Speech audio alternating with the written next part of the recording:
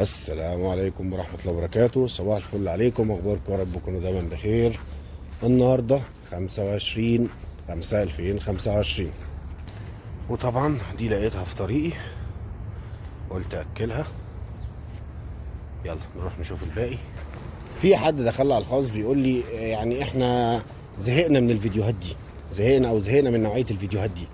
لا، هو انا مش بعمل فيديوهات دي عشان خاطر انت تزهق منها، انا بعمل فيديوهات دي للتوعية، وانا قلت الكلام ده 100 مرة قبل كده. انا بعمل الفيديوهات دي للتوعية عشان الناس، والحمد لله الفيديوهات عاملة مشاهدات كويسة جدا والتفاعل عليها كويس جدا، والناس فعلا بتحس بالموقف وبتحس بان دي حيوانات غلبانة مسكينة ولازم ان احنا ناكلها. فمش عيب ان انت تشوفني وتقلدني، مش عيب خالص، مش عيب ان انت تشوفني وتقلدني. تعالي اللوزة، تعالي بابا، تعالي بابا. ادي بسبوسه حطينا لها وجبه، وادي في وجبه تانية عشان في واحد هناك اهو، وهنروح دلوقتي نتشيك على الميه. طيب ده بالنسبه للميه، الميه طبعا اللي اتملت الحمد لله. انا لسه مليها من شويه بس انا ما صورتش، لما مليت ما صورتش. تمام. بصوا تونه، بصوا تونه بتتشيطن، تونه بتتشيطن. بصوا الميه الحمد لله مليانه تونه. يلا تونه، روح كل تونه، روح كل تونه يلا. انت تسلب ميه؟ خلاص اسلب ميه، اسلب يا حبيبي.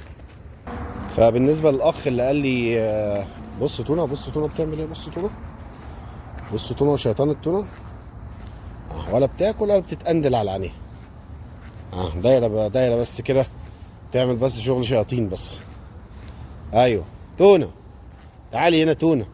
بص عارفه اسمها تونه، يا تونه يا تونه. بتلعب يا جماعه، بصوا بتلعب، المفروض هي كده. يا تونه، تونه، بس بس بس. يا تونه، دودي، دودي، الدودي. فبالنسبه للاخ اللي زهقان من الفيديوهات وبيقول انت مكررها ومش مكررها، يا حبيب قلبي انا بعمل الفيديوهات دي للتوعيه. تمام. الفكره مش فكره ان انت بتتفرج عليها يعني كده اللي هو بتعمل لي مشاهدات وخلاص. لا يا حبيبي، انا عايزك تتفرج وتشوف انا بعمل ايه، ويا ريت تقلدني والله مش هزعل خالص. فاهمني؟ انا عايزك تتفرج، انا بعمل فيديوهات عشان انت تتفرج وغيرك يتفرج وتحاولوا تقلدوا يا جماعه. حاولوا تقلدوا، احنا داخلين دلوقتي على صيف، يعتبر احنا في الصيف اساسا. تمام. فانتوا عارفين جو المملكه دلوقتي عامل ازاي، صعب جدا على الكائنات الضعيفه المسكينه دي. تمام. فبنقول للناس حطوا ميه بارده، حطوا شويه اكل بره يا جماعه، اعملوا اي حاجه. فطبعا الناس ما بتاثرش. الناس هنا انا بعدي هنا من جنب البيوت ما شاء الله، بلاقي في ناس حاطه ما شاء الله اكل وميه وكل حاجه تمام، الدنيا تمام. يعني في ناس بتفتح جنب البيوت يا جماعه. هنا بيبقى البيوت هنا فيها استراحات خارج المنزل، اللي هي بتبقى جوه البيت بس هي ليها باب منفصل خالص عن المنزل من جوه. فاهمني؟ فدي الناس بتبقى ساعات في ناس بتفتحها تمام عشان القطط تخش فيها وتستظل في الضليله واللي هو يفتحوا لها المكيف وما اعرفش ايه. في ناس كده وفي ناس ما بتعملش كده. فاهمني؟ اللي ما بيعملش كده فيحاول يبص على الفيديوهات عشان يقلد، يحط شويه ميه، يعمل اي حاجه. فاهمني؟ بس ده الفكره من نشر الفيديوهات وليس الا. فاهمني؟ لكن انا مش عايزك تتفرج عليا وخلاص، انا مش عايزك تتفرج عليا اساسا. تمام. انا عايزك تتفرج وتتوعى بس مش اكتر يعني. تمام. انا مش فارق معايا قصه تتفرج عليا، تعمل لي مشاهدات، تعمل لي لايكات، تعمل لي شير. اعمل شير طبعا عشان غيرك يستفيد، ولكن انا مش فارق معايا حضرتك تتفرج، تعمل لي مشاهدات، تعمل لي لايكات. مش فارق معايا كل الكلام ده، تعمل ما تعملش. انا مش مستني اللايك بتاعك ولا مستني الكومنت بتاعك على فكره. تمام. فالناس اللي عارفاني على المستوى الشخصي، انا قلت الكلام ده قبل كده في فيديوهات مش عايز اكرره كتير عشان الناس ما تزهقش مني. انا قلت قبل كده الناس اللي عارفاني على المستوى الشخصي عارفه كويس قوي اليوتيوب ده بالنسبه لي ايه. اليوتيوب ده بالنسبه لي معلش ولا اي حاجه. انا بطلع اتسلى معاكم زي ما انتم شايفين كده، بطلع اتمشى شويه وبناخد لنا جوله وبنعمل شويه رياضه على الصبح. فاهمني؟ فمش فارق معايا بقى يعني اللي هو تصوير والكلام ده وان انا يوتيوبر. انتوا شايفين حتى فيديوهاتي عامله ازاي، انتوا شايفين فيديوهاتي عامله ازاي. لا انا عندي مونتاج على اعلى مستوى ولا عندي كواليتي على اعلى مستوى في الفيديوهات والتصوير والمعدات وما اعرفش ايه، والناس ماشيه ورايا والناس ماشيه قدامي. لا لا لا، ولا عندي كل الكلام ده. ديكوا شايفين شغال عادي جدا مفيش بدون اي حاجه.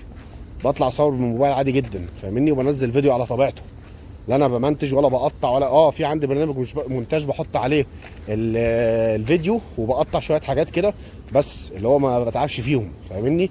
مش برنامج بقى مونتاج كامل بقى اللي هو يمنتج الفيديوهات على اعلى مستوى والحركات بقى والموسيقى والطيارات والشغل ده. لا مفيش الكلام ده، انا ما عنديش الكلام ده. سايب الفيديو بطبيعته خالص، سايب الفيديو بطبيعته خالص، بتكلم بطبيعتي خالص، فاهمني؟ بس وده سر النجاح يا جماعه، والله سر النجاح. ماشي، في فيديوهات طبعا، او الفيديوهات اللي بتعمل ليها المونتاج فيديوهات طبعا يعني على اعلى مستوى، وبتعمل فيو كويس جدا، وبتعمل يعني بتسمع اللي هو بتتوسع. انا معاكم في الحته دي، ولكن كل واحد له مبدأ يا جماعه في القناه بتاعته، صح كده؟ كل واحد له مبدأ. في ناس اول ما بدأت القناه بتاعتها اتعلمت بقى المونتاج، وناس بقى فاضيه بقى يوتيوبر بقى انت فاهم ازاي؟ مش معنى ذلك مش انا مش قصدي اقول اليوتيوبر كله ناس فاضيه ما عندهاش شغل، لا طبعا. هو اليوتيوب مش حاجه وحشه على فكره، او اصحاب القنوات اليوتيوب مش ناس يعني تافهه ولا ناس هايفه، لا طبعا انا مش قصدي كده خالص. بالعكس، دي شغلانه، وشغلانه مهمه جدا. ان شغلة صانع المحتوى دي حاجه مهمه جدا، انت بتوصل رسالتك للناس، والناس بتشوفك وتسمعك، تمام، ومنها تتشهر، ومنها برضو تستفيد بالربح. فدي حاجه كويسه يا جماعه. شوفنا قطه اهو، يلا هناكلها، فاهمين يا جماعه؟ بس فانا مش قصدي ان انا اقول صناع المحتوى دول مثلا ناس فاضيه، لا بالعكس خالص، مفيش حاجه اسمها ناس فاضيه. دي ناس بتوصل رساله، بيروحوا بلاد يعرفونا البلاد. وانا بسمع وانا متابع صناع محتوى كتير على فكره. اوعى تفتكروا ان انا مش بتفرج على اليوتيوب ولا ما بشوفش اليوتيوب مثلا، لا طبعا بشوف اليوتيوب وبتفرج ومتابع ناس كتير، بس مفيش داعي لذكر الاسماء يعني، فاهمني؟ متابع ناس كتير، بالاخص في الناس اللي هي سفر وسياحه، بالاخص الناس اللي هي بتسافر وتعمل تجربه للطيران، تجربه في اكلات البلاد وهكذا، فاهمني؟ بس فمين اللي قال لكم ان انا الوحيد اللي على اليوتيوب؟ لا طبعا، متابع ناس كتير، وناس جامده جدا، وناس كويسه جدا، وبستفيد منهم كتير على فكره. دي حاجه انا ما اتكسفش ان انا اقولها، بستفيد منهم كتير، وبستفيد من الحاجات اللي هم بيعملوها.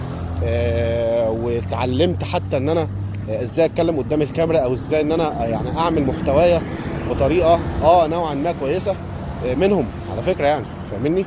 مش منهم شخصيا، لا، من طريقه الفيديو نفسه. يعني انا مش ماليش علاقات شخصيه معاهم يعني، تمام، ولكن انا قصدي من الفيديو نفسه. انا بشوف الفيديو يعني بيعملوه ازاي، وبستفيد منهم كتير بعمله في الفيديوهات بتاعتي، طريقه الكلام، طريقه التصوير، وهكذا، تمام. فاللهم لك الحمد. يعني انا عندي اللي هو سايب المحتوى كده، او سايب الفيديو كده بطبيعته. انا سايب الفيديو بطبيعته، فاهمني؟ فلوته، يلا تعالي تعالي تعالي.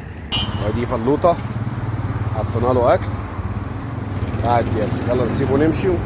ايه الكريزه، ايه الكريزه اهي، ايه الكريزه اهي، ايه الكريزه اهي، ايه الدودو، ايه الدودو ايه الدودو. خدنا طبعا البتاعه الصغيره، هنروح نملاها ميه زي كل يوم. حطينا لسفروت والعيله اكل، هنملى الميه وزي كل يوم طبعا هنروح. طبعا حطينا اكل اهو لكوتا، وكوتا التاني مستناه لما تاكل اهو. هما بقى قسموها مع بعض بقى خلاص.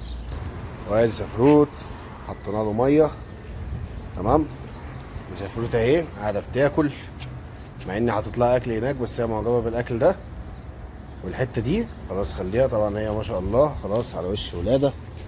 بصوا يا جماعه، بصوا يا جماعه، بصوا يا جماعه، بيبي هنا يا جماعه، كنا في بيبي هنا.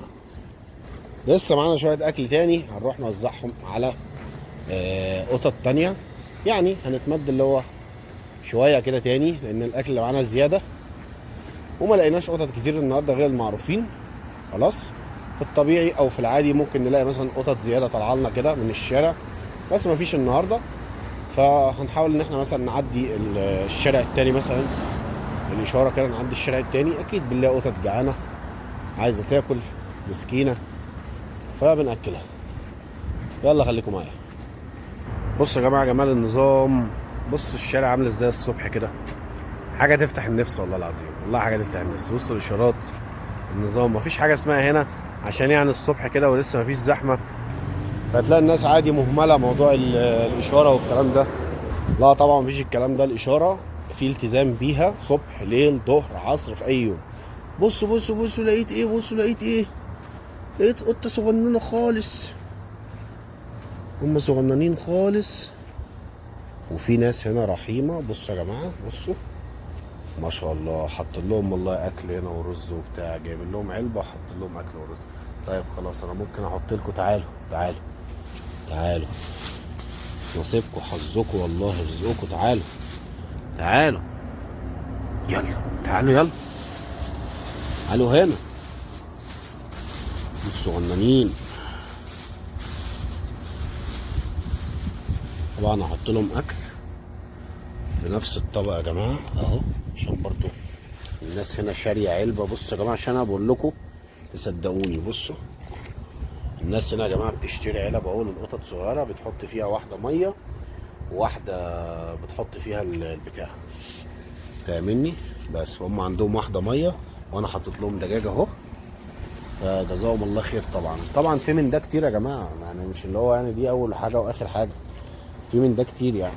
نسيبهم بقى عشان هم خايفين، هم صغننين خالص. بتتكلم في بص يعني مستخبيين بيبصوا لي ازاي، بيبصوا لي من زنقور صغنون كده. هي القطط طبعا طبيعتها الخوف زي ما انتم عارفين، الخوف في طبيعتها يعني، فاحنا بنبعد عنها شويه كده عشان ايه؟ نقدر ان احنا تقدر ان هي تيجي تاكل. بندور بقى في وسط الشارع كده على اي قطط، او مثلا بنلاقي علبه محطوطه زي كده قدام بيت نملاها اكل، فاهمني؟ عادي يعني، حتى لو صاحب البيت طلع ولقانا بنعمل كده، الراجل مش هيتكلم خالص ابدا، ولا هيتكلم في اي حاجه، ولا هيعلق على اي حاجه. طالما علبه اكل محطوطه وانا بزودها اكل، فالراجل يعني اكيد مش هيتكلم، يعني دي حاجه اكيد انا واثق فيها. مكملين في نفس الشارع، ما شفناش قطط لحد دلوقتي. طبعا يا جماعه انتوا في برضو حاجه انتوا مش واخدين بالكم منها، انا قلت قبل كده في فيديوهات بس مش عارف انتوا خدتوا بالكم ولا لا. قلت لكم قبل كده ان هنا ما تلاقيش مثلا زي مصر قطط منتشره جامد في الشارع، او الكلاب منتشره جامد في الشارع. اولا هنا ما فيش كلاب كتير، يعني كلاب كتير ما تلاقيش هنا، ما تلاقيش يعني، نادر قوي لما تلاقي كلب هنا. مثلا لو قعدت هنا سنه ولا حاجه ممكن ما تشوفش الا كلبين ثلاثه، او مرتين ثلاثه كلب يعني، تمام؟ بس طب ليه القطط مش منتشره هنا في الشوارع زي مصر؟ لان هنا اجواء يا جماعه حر جدا، هنا الجو حر جدا في البلد دي، فاهمني؟ في الخليج عامه يعني. طبعا انا لقيت حته بلاستيكيه في البلديه هنا، فرحت جايبها وحطيت عليها الدجاج. طبعا هي القطط ما شاء الله حاسه الشم عندها رهيبه جدا، فحطيت طبعا انا باقي الدجاج ده، باقي الدجاج اللي معايا فحطيته، فاهمني؟